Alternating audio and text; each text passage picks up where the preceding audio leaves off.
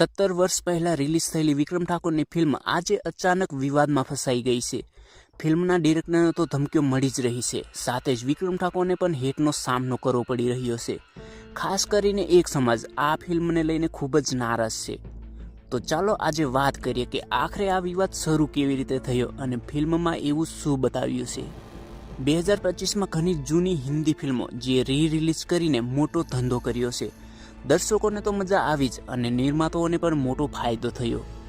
આ જ ઉદાહરણ જોઈને ગુજરાતી ફિલ્મ મેકર્સે પણ પોતાની જૂની ફિલ્મો રિલીઝ કરવાનો વિચાર કર્યો, જેમાં મૈયરમાં મનડું નથી લાગતું જેવી ફિલ્મો ચર્ચામાં રહી। આ જ રીતે હર્ષ પટેલે પણ 17 વર્ષ જૂની પોતાની ફિલ્મ પ્રીત જન્મો જન્મની ભૂલાશે નહીંને રિલીઝ કરવાનો નિર્ણય કર્યો।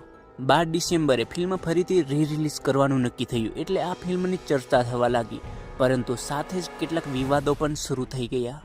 રિલીઝ પહેલા ફિલ્મના ઘણા સીન અને ડાયલોગ ઇન્સ્ટાગ્રામ પર વાયરલ થયા, જેમાંથી કેટલાક ડાયલોગ રાજપૂત સમાજને નારાજ કરનારા હોવાનું કહેવાયું।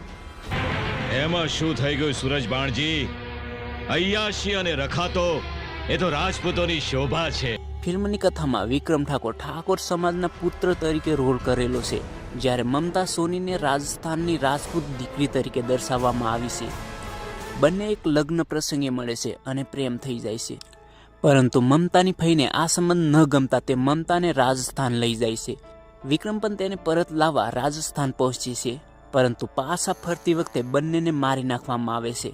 આટલી ફિલ્મની મુખ્ય વાર્તા છે, પરંતુ વિવાદ ફિલ્મની વાર્તાને લઈને નહોતો। વિવાદ થયો ફિલ્મના કેટલાક ડાયલોગના કારણે, જે રાજપૂત સમાજના કહેવા પ્રમાણે તેમને અપમાનજનક લાગ્યા।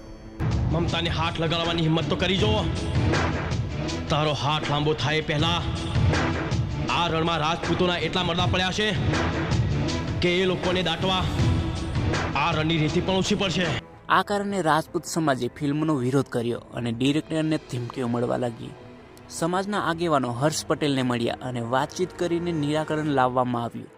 હર્ષ પટેલે વિવાદિત ડાયલોગ મ્યુટ કરવાની અને રાજપૂત સમાજને નુકસાન ન થાય તેની ખાતરી આપી। મને આખી ફિલ્મ બતાવી દીધી, જય જય રાજપૂત સમાજની લાગણી દુભાઈ છે તે શબ્દો આખા હટાવી દેવામાં આવશે અને જય જરૂર જના છે તે મ્યુટ કરી દેવામાં આવશે। અને વડોદરાથી હું એક રાજપૂત સમાજનો દીકરો પોતે અહીંયા આવીને એમની જોડે મુલાકાત કરી છે। નમસ્કાર, જયેશ બારોટ અને જસપાલસિંહ અહીંયા આવેલા છે।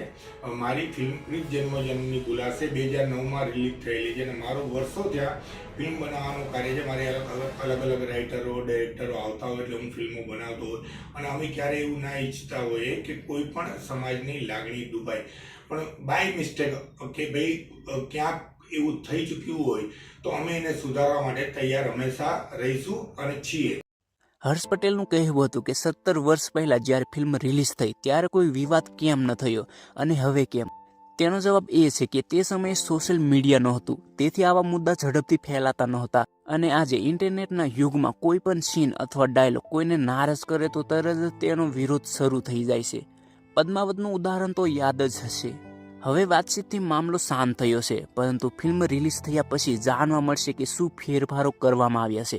વિવાદના કારણે હવે સમગ્ર ગુજરાતની નજર આ ફિલ્મ ઉપર રહેવાની છે। એક વાત તો સ્પષ્ટ છે, જો બધા સમાજ આ રીતે એક થઈને દેશને રિલેટેડ સાચા મુદ્દા ઉપર ઊભા થઈ શકે તો આપણા દેશમાં ઘણો સુધારો થઈ શકે છે, પરંતુ દુર્ભાગ્યવશ વ્યક્તિગત બાબતો સિવાય લોકો ઊભા થવામાં રસ નથી લેતા। અંતે એક મારી તરફથી પણ મુદ્દો છે, 2025ની PSIની પરીક્ષાનું પરિણામ આજ સુધી આવ્યું નથી। હું તો નહીં આવી શકું કારણ કે મારું પેપર સારું નહોતું ગયું, પરંતુ જેમને સાચી મહેનત કરી તેઓને તો ન્યાય મળવો જોઈએ ને। ગઈકાલે મારા મિત્રએ કહ્યું કે 400થી 450 PSIની જગ્યાનું પરિણામ હજી સુધી નથી આવ્યું, એ પણ ઘણું કહી જાય છે। મતલબ તમે સમજી જ ગયા હશો, તો મદદ કરો। તો મિત્રો, આજનો વિડીયો આટલો જ। વિડીયો પસંદ આવ્યો હોય તો લાઇક, શેર અને ચેનલને સબસ્ક્રાઈબ કરજો। અને જો ક્ષત્રિય સમાજમાંથી રાજપૂત સમાજ અને બીજા ક્ષત્રિય સમાજ કેવી રીતે અલગ થયાનો ઇતિહાસ જાણવા ઈચ્છતા હો તો સ્ક્રીન પર દેખાતો વિડીયો ચોક્કસથી જોજો। જય હિન્દ, જય ભારત।